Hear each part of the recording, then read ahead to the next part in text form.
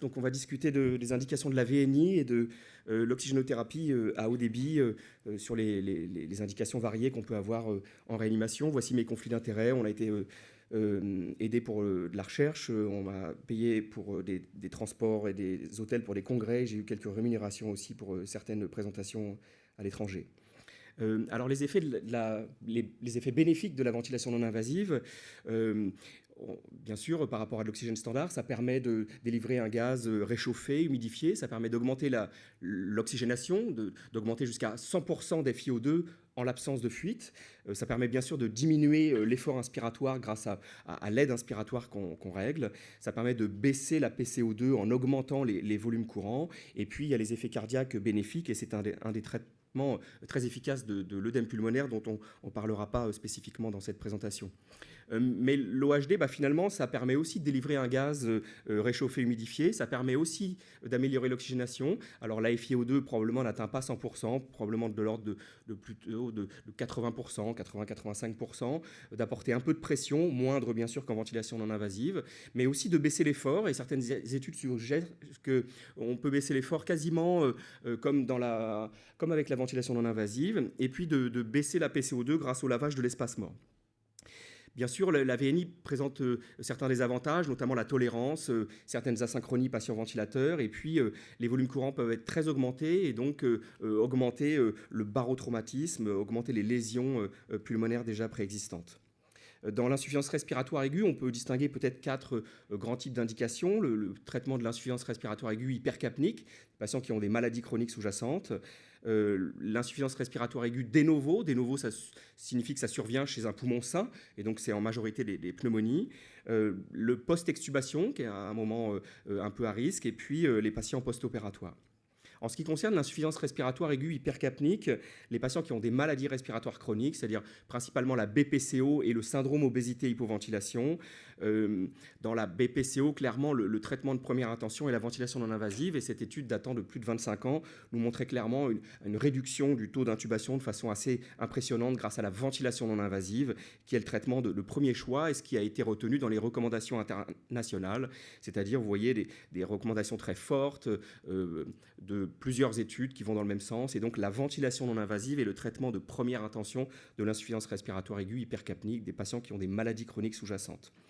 C'est intéressant, les recommandations ont bien insisté, ce sont les patients qui sont en acidose respiratoire, donc qui ont un pH inférieur à 7,35, et dans cette indication, un patient qui a une hypercapnie chronique, 55 de PCO2, mais un pH quasiment normal, l'indication de VNI n'est pas retenue dans ce cas-là, n'est pas certaine et n'est probablement pas bénéfique, puisque le patient est stabilisé, et c'est vrai qu'on voit parfois, on débute très rapidement de la VNI sur l'hypercapnie, c'est vraiment le pH qui est le facteur le plus important. Ceci près, il faut faire quand même attention, ces patients ont un certain nombre d'apnées du sommeil, les patients qui viennent pour des insuffisances respiratoires chroniques qui ne sont pas toujours bien explorées, on ne connaît pas leur maladie sous-jacente, et ça peut nous pousser bien sûr à faire de la ventilation non invasive, plutôt avec des plus hautes pressions, de l'ordre de 8 à 10 cm d'eau, si on constate, et là c'est important, nous, pendant les gardes, la nuit, etc., de voir des désaturations incessantes qui peuvent correspondre à des patients qui ont des syndromes d'apnée du sommeil et qui n'ont jamais été explorés. Ça, je crois que c'est quelque chose qu'on sous-estime beaucoup dans les unités de réanimation. Chez le patient hypoxémique, on est dans une situation un peu différente, et là, les experts de cette recommandation internationale s'étaient un peu battus et n'avaient pas trouvé de recommandation. Donc, il n'y a pas de recommandation pour la ventilation non invasive dans cette indication. C'est Jean-Pierre Fratt à Poitiers qui a mis un peu le bazar dans tout ça. Il a fait une grande étude, une étude formidable, 300 patients. À l'époque, il n'y avait jamais eu autant de patients inclus dans une étude randomisée contrôlée sur l'insuffisance respiratoire aiguë. Et puis, il a démontré que la VNI était même associée à une surmortalité, vous voyez, une mortalité beaucoup plus importante qu'avec l'OHD ou même que l'oxygène. Et donc, alors des résultats assez spectaculaires, peut-être très impressionnants. Si on refaisait la même étude, peut-être des chiffres pas aussi spectaculaires, mais on voit bien qu'il est très peu probable que la VNI, au contraire, soit bénéfique dans cette indication. Néanmoins, elle reste dans les recommandations pour les patients immunodéprimés, car on garde un peu le concept de ces patients intubés. Alors, c'est un mélange un peu hétérogène de patients immunodéprimés, ça ne veut pas dire grand-chose, mais de ces patients intubés ont des mortalités très sévères, etc. Donc, c'était resté, on peut discuter, c'est très débattu, mais c'était resté dans les recommandations internationales, la ventilation non invasive pour les patients immunodéprimés. Mais on avait eu cette grande étude française, vous voyez, les équipes françaises sont très actives dans ce domaine, Virginie Lomial à Saint-Louis, plus de 300 patients également, oxygène versus ventilation non invasive chez les patients spécifiquement immunodéprimés, et pas de différence sur l'intubation. Cette étude est arrivée néanmoins juste avant, au moment des recommandations. Alors il y avait dans cette étude, c'était des doses assez faibles de ventilation non invasive, des sessions pour des durées assez courtes, de l'ordre de 8 heures par jour. Donc à Poitiers, Rémi Coudroy a coordonné une plus récente étude. Les résultats viennent de se finir, je ne peux malheureusement pas vous les donner, mais où on a de nouveau inclus 300 patients immunodéprimés pour comparer l'utilisation du haut débit versus haut débit avec de la VNI. Est-ce que la VNI apporte quelque chose dans ce cas-là? Et en faisant un protocole un peu plus voilà, en augmentant les doses de ventilation non invasive, des sessions beaucoup plus longues, des niveaux de PEP plus élevés, pour voir si c'est lié peut-être à l'administration de la ventilation non invasive. C'est vrai que si cette deuxième grande étude n'est pas en faveur de la VNI, je ne suis pas sûr que la VNI serait maintenue dans les recommandations internationales. Ça est passé très vite là. Et puis, on peut se demander même de l'utilisation de l'oxygénothérapie à haut débit, puisque le groupe d'Elie Azoulay avait, il y a 2-3 ans maintenant, publié cette grande étude où on comparait oxygène versus haut débit, et puis pas de différence chez ces patients immunodéprimés. Bon, on peut discuter, tous les patients n'étaient pas en insuffisance respiratoire dès l'admission, etc. Mais en tout cas, un signal qui nous pousse à dire, mais finalement, quel est le traitement de référence si on veut tester d'autres stratégies. Et donc c'est pour ça que nous on était très pro OHD pendant des années, mais ça nous a beaucoup remué cette étude, et donc on s'est lancé, Jean-Pierre Fratte à Poitiers a coordonné, là il y a quasiment 40 centres qui participent à cette étude, pour finalement dans l'insuffisance respiratoire aiguë comparer de l'oxygène standard à de l'oxygénothérapie à haut débit, revenant à sa première étude mais avec un beaucoup plus gros collectif, vous voyez, plus de 1000 patients. Et puis le Covid est arrivé, tout le monde s'est empressé peut-être après, secondairement en tout cas, de faire du high flow aussi. On n'a pas beaucoup de données. Effectivement, ça augmente l'oxygénation. Est-ce que finalement, ça retarde simplement l'intubation? Est-ce que c'est un bénéfice? Personne ne le sait pour l'instant. Donc, on a fait une étude ancillaire de cette étude pour inclure des patients Covid. Alors, bien sûr, là, il y a un frein. On verra à la rentrée pour finir l'étude.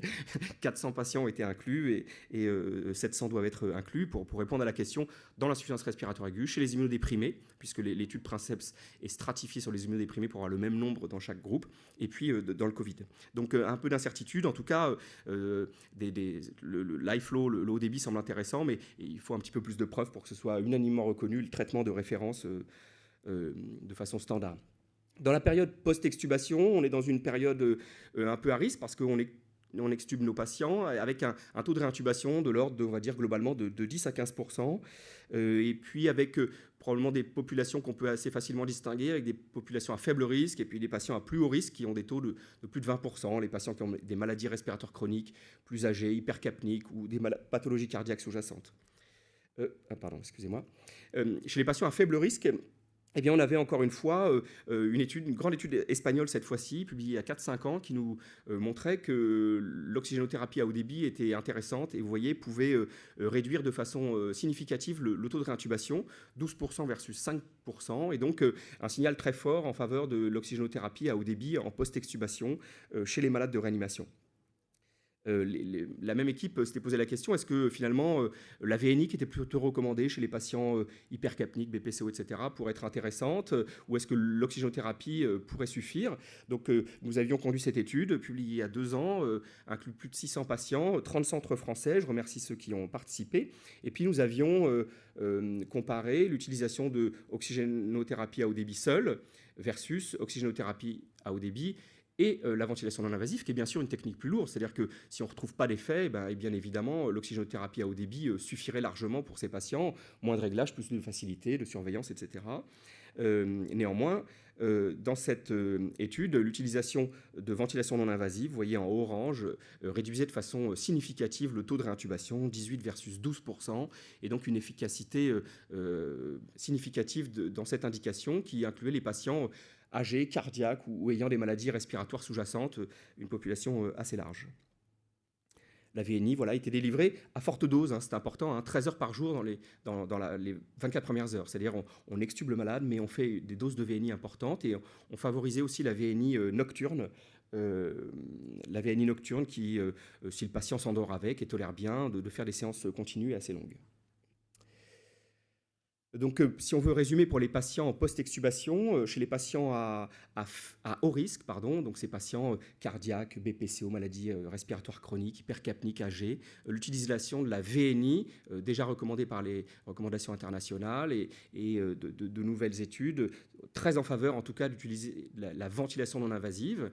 Alors nous l'avions utilisé dans un espèce de pack, hein, c'est-à-dire la VNI et l'utilisation de OHD. On n'a pas démontré dans cette étude l'utilisation de l'OHD, mais en tout cas c'est comme ça qu'on l'a utilisé, en utilisant les deux stratégies, puisque l'OHD était déjà très en faveur pour les patients à faible risque. Donc on a utilisé l'ensemble des deux, la VNI et puis l'utilisation de haut débit entre les séances de ventilation non invasive.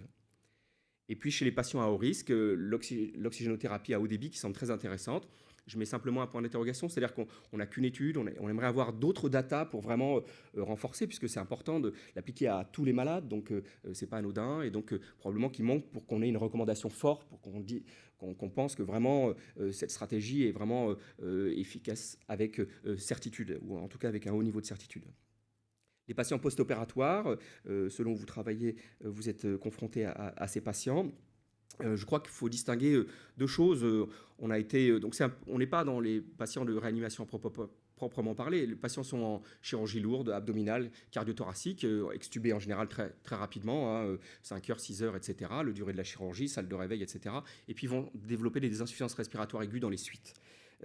Probablement qu'on peut distinguer deux types de pathologies. Il y a les patients qui font réellement une insuffisance respiratoire aiguë claire, avec des signes de détresse, une fréquence respiratoire élevée. Et dans ces cas-là, les taux d'intubation attendus sont comme dans l'insuffisance respiratoire aiguë des novo, c'est-à-dire on est autour de 30-50%. Et puis il y a des patients qui sont à risque ou qui développent de l'hypoxémie, qui ne sont pas en grande détresse, mais qui, après avoir été extubés en réanimation ou en salle de réveil, ou etc., restent hypoxémiques, mais ne sont pas en réelle détresse. Ces patients-là sont à haut risque de complications et avec des taux d'intubation plutôt de l'ordre de 10-15%. Dans la détresse respiratoire, encore une étude française qu'avait conduit Samir Jaber à Montpellier, eh bien, il retrouvait que 20 unités de réanimation, 300 patients, des patients en réelle détresse, hein, hypoxémiques, une fréquence respiratoire élevée, eh bien, vous voyez que l'utilisation de la VNI était très efficace. Il l'a comparé cette fois-ci par rapport à l'oxygène, 39% de d'intubation versus 50% pour l'oxygène. Et il faut peut-être distinguer encore une étude française réalisée à Marie-Lannelongue, François Stéphan, les patients hypoxémiques. Alors, c'était un groupe de patients peut-être un peu hétérogène en post-opératoire de chirurgie cardiaque ou thoracique, des patients à haut risque qui avaient échoué le sevrage, quelques patients d'insuffisance respiratoire aiguë, mais finalement des patients qui avaient, vous voyez, des rapports PaO2 sur FiO2 autour de 200, des hypoxémies modérées, des fréquences respiratoires relativement un petit peu élevées, mais modérées aussi, moins de 25. Et vous voyez des taux similaires de l'ordre de 15%, que ce soit avec simplement de l'OHD ou de la VNI. Et dans ce cas-là, clairement, l'OHD permet de remplacer ou en tout cas d'avoir une technique beaucoup plus simple. Donc, chez les patients post-opératoires, je crois que les patients qui ont des réelles détresses respiratoires, l'utilisation de la VNI est vraiment très intéressante parce que ce sont des patients qui ont essentiellement des atélectasies, hein, ce n'est pas du SDRA ou de la pneumonie comme dans l'insuffisance respiratoire aiguë, c'est essentiellement des patients qui ont lié à la douleur, des hypoventilations et des atélectasies. Et là se pose la question de est-ce qu'on peut utiliser, et ça pourrait être intéressant, l'oxygénothérapie à haut débit entre les séances, mais on n'a pas de data spécifique là-dessus. Et puis, les patients hypoxémiques qui se retrouvent après une chirurgie lourde, dans ce cas-là, clairement, l'utilisation de haut débit semble être intéressant et peut-être plus simple que... Il y a eu des études italiennes sur la CPAP ou la VNI, etc. Là l'OHD semble plus intéressant. Donc, les bonnes indications de la VNI, on n'en a pas, j'en ai simplement parlé dans la première diapositive, mais l'OAP cardiogénique est une des très bonnes indications. L'insuffisance respiratoire aiguë hypercapnique, les maladies respiratoires, donc les BPCO, les syndromes obésité hypoventilation. Les insuffisances respiratoires aiguës réelles post-opératoires, les patients qui sont en détresse. Et puis la prévention des patients à haut risque en post-extubation, maladies cardiaques sous-jacentes, respiratoires qu'on extube, qui sont à haut risque de réintubation. Dans ce cas-là, l'indication de la VNI est très intéressante. Et puis les bonnes indications de l'oxygénothérapie à haut débit, eh bien, probablement l'insuffisance respiratoire aiguë de novo, ou dans ce cas-là, la VNI peut être toxique, liée possiblement à des volumes courants très importantes, à l'égal du SDRA, c'est-à-dire la pression d'aide va augmenter le volume généré par le patient et peut être potentiellement dangereux. Et là, on a l'expérience aussi, même si pour l'instant c'est simplement des expériences, comme dans le Covid. Et c'est vrai que l'oxygénothérapie à haut débit améliore l'oxygénation et donc potentiellement une bonne indication. Les patients extubés en réanimation à faible risque, ou les post-opératoires qui sont hypoxémiques, voilà, qui ne sont pas réellement en détresse. Et dans ce cas-là, on se retrouve avec une stratégie qui améliore l'oxygénation, qui améliore le confort et qui est probablement une très bonne indication. Et puis, là où il y a peu d'exploration, mais on a vu toutes les stratégies où on va faire de la VNI en post-extubation, chez les patients post-opératoires, etc., chez le patient BPCO. On fait de la VNI, c'est le traitement de la première intention. Qu'est-ce qu'on fait entre ? Et là, l'oxygénothérapie à haut débit pourrait se placer comme une stratégie intéressante, même si finalement on n'a pas beaucoup de données. Nous, on l'avait fait en post-extubation. En post-opératoire, Samir Jaber, c'était de l'oxygène entre les séances. C'est une étude un petit peu plus ancienne, maintenant 4-5 ans. Mais voilà, l'oxygénothérapie à haut débit pourrait se placer comme une très bonne indication à ce moment-là, entre les séances de ventilation non invasive. Voilà, je vous remercie.